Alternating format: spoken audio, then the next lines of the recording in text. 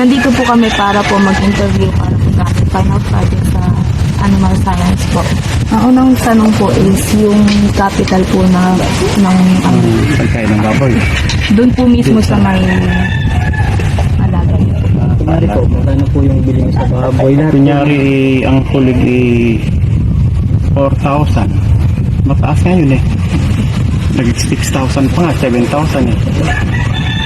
Oo. Sa isang pirasa po. Tapos, ngayon, ang puhunan nun ng isang baboy, nakakaubos siya ng dahil yung isang bulto. Bawat isang baboy, limang kaba na kagaya ng baboy.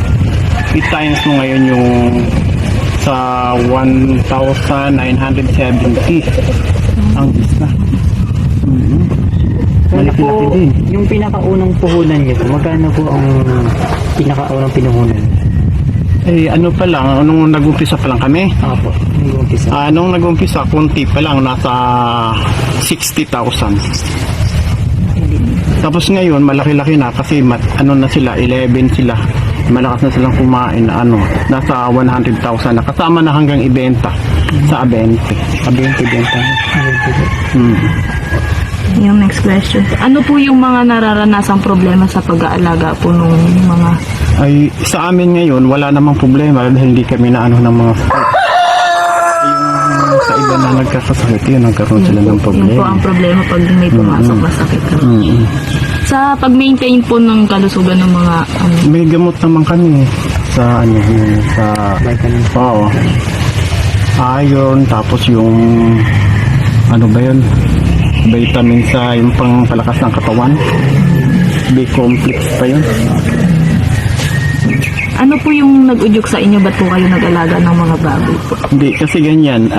Kaya nag-alaga kami ng baboy. Kasi kung mag-aral yung isa kong anak ng college, may patutos-tos ako. Magandang source of income po siya. Ano po yung breed po ng alaga niyo po? Ano yan? Hyper eh. Hyper. Obed naman. Hyper. Ngayon po, sa magkano po ang bentahan ngayon po ng baboy po? Sa ngayon, ang balita ko, 185. 185 sa buhay. Per kilo po yun. Oo, sa per kilo.